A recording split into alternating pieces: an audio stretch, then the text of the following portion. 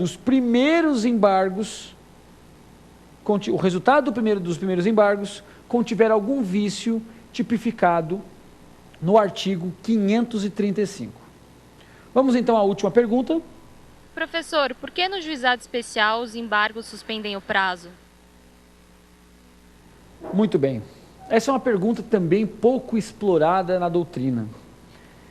Eu não havia falado propositalmente sobre isso no primeiro bloco, para que a gente possa enfrentá-lo agora. Os embargos de declaração, eles têm por objetivo interromper o prazo. Ocorre que no juizado especial, à luz do artigo 50 da Lei 9.099, não se suspende o prazo. Não se interrompe o prazo é suspenso. A primeira observação que vocês vão me fazer, no juizado existe a celeridade, e por conta disso, não vai ser 1 ou 2 dias interromper ou suspender que vai mudar alguma coisa. Na verdade, o problema foi de política legislativa. Explico para vocês. Quando o juizado foi concebido, alguns autores do projeto do juizado, da Lei 9.099, estavam tentando criar um sistema recursal novo. E o sistema do juizado é um sistema novo. Não cabe embargos infringentes, não cabe ROC, não cabe recurso especial, não cabe apelação, não cabe agravo, cabe recurso extraordinário por força jurisprudencial e sumular. E o único recurso que o juizado resolveu deixar, tal qual existe no CPC, são os embargos de declaração. Só que os embargos de declaração, no regime do Código de Processo Civil, quando o juizado foi criado, suspendia-se o prazo. A lei do juizado estava tramitando no Senado e na Câmara, quando os embargos mudaram seu regime, em 94. Só que assim que saiu os embargos, saiu a nova lei do juizado.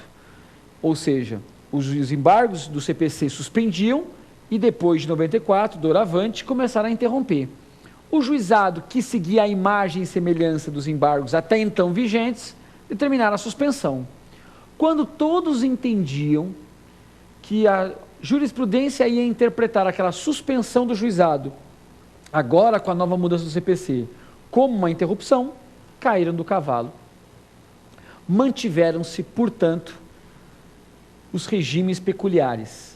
O CPC, os embargos interrompem o prazo. No juizado, há suspensão. Meus amigos, muito obrigado pelo segundo bloco. Vamos agora para o X da questão.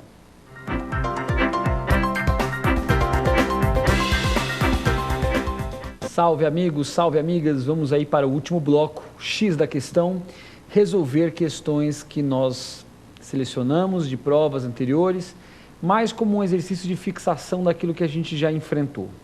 Então vamos trabalhar aí com a primeira pergunta. A oposição de embargos de declaração contra acórdão que julgou a apelação determina, 2 pontos. A suspensão do prazo para interposição de outros recursos. Primeira observação que a gente já viu, que cabe embargos de declaração contra acórdão, então não há nenhuma peculiaridade. Uma primeira pergunta, eu só queria me aprofundar sobre um tema que nós já enfrentamos durante o programa. Eu falei para vocês que os embargos interrompem a contagem de prazo à luz do artigo 538. Será que os embargos não têm efeito suspensivo?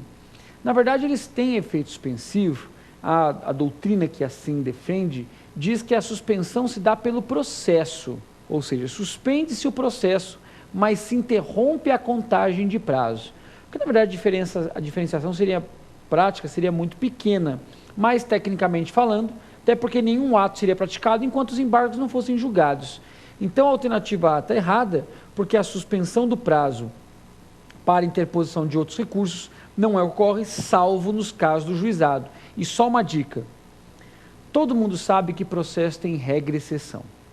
Então eu só quero asseverar com vocês, eu quero deixar claro com vocês, que a questão de interromper ou suspender um prazo, mas no juizado suspende, será que não seria a alternativa correta? Se não for dito algo como excepcionalmente, não é exceção, não é essa a alternativa correta. Ou seja, se está dizendo que é suspensão, como a regra não é suspensão, a alternativa A está errada. B. a interrupção do prazo para interposição de outros recursos. Essa é a alternativa correta. Essa é o X da questão. Por que a B é a alternativa correta? Porque, por disposição legal, hoje os embargos, desde 94, na verdade, interrompem a contagem de prazo para interposição de outros recursos. Vamos falar das outras, o porquê que elas estão erradas. C. A fluência do prazo para interposição de outros recursos. Considerar essa alternativa como correta seria você criar um prejuízo à segurança jurídica. Nós já vimos isso, e vocês sabem, se nós conglomerarmos aí uma série de institutos processuais, nós vamos verificar quão desarrazoado é dizer a fluência do prazo. Primeiro, os embargos consistem numa garantia. Garantia que a parte tem de ter contra si uma decisão clara para recorrer ou não. Segundo, a parte tem que ter a previsibilidade que ela vai poder entrar com o recurso principal. Logo, de que adianta o juiz receber os embargos se a parte efetivamente vai ficar aguardando interromper ou não o prazo? E terceiro, todo mundo sabe que os prazos do juiz não são impróprios, são próprios. Ou seja, os prazos dos magistrados eles não precluem, prazos impróprios. Quer dizer, o juiz não precisa julgar em 5 dias como dispõe a lei. Agora, você imagina depois de 20 dias o juiz decide sobre os embargos e não interrompe o prazo. É por isso que o STJ já determinou. Sempre vai interromper o prazo. Então, eu não posso ficar aguardando que o juiz julgue em 5 dias para depois eu eventualmente apelar no prazo que me sobra, se efetivamente permitisse a fluência do prazo. E mais, como é que eu vou apelar, junto com os embargos, que ainda não foram julgados, de uma decisão contraditória, obscura e principalmente omissa? É desarrazoado. E vamos lá, a alternativa D, o trânsito em julgado. Vejam, os embargos de declaração geram o trânsito em julgado? Não. Os embargos de declaração, como todo bom recurso, retarda o trânsito em julgado. Existe uma frase clássica de Pontes Miranda que o recurso ele prolonga a vida útil do processo. O processo está na iminência de morrer e a interposição do recurso cria uma sobrevida para ele. Tá certo? Vamos para a questão 2. Assinale a alternativa correta. A. Os embargos de declaração não interrompem o prazo recursal quando não forem conhecidos. Falamos sobre isso. Essa discussão, ela era defendida há um tempo atrás pelo professor Hernani Fidelis Santos, que aparentemente mudou de posição com os seus novos livros, com as novas edições de seu livro. O que acontece? Na verdade, existe aquela famosa regra clássica da gradação da existência, validade e eficácia. Então, só seria eficaz aquilo que existe, só aquilo que vale, e só vale aquilo que existe. Então, existência, validade e eficácia seriam 3 níveis distintos respeitantes aos embargos. O que acontece?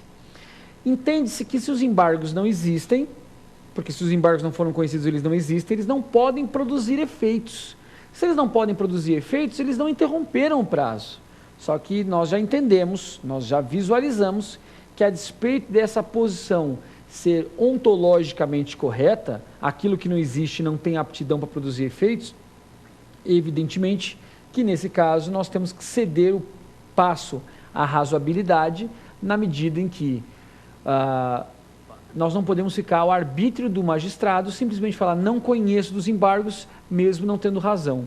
Então o STJ em ótima hora disse, qualquer que seja o motivo que leva o magistrado a não conhecer dos embargos, sempre se interrompe o prazo, vírgula, ressalva feita ao caso da intempestividade. Alternativa B, dependem de preparo. Muito bem, nós já vimos, já estabelecemos que os embargos de declaração não precisam de preparo, prescindem de preparo. Há alguns autores que entendem que os embargos de declaração não precisariam de preparo porque você não deveria pagar para o magistrado consertar um erro que lhe pertença. Uma coisa é você querer mudar uma decisão de um juiz, um posicionamento de um juiz no tribunal. Recolha preparo. Mas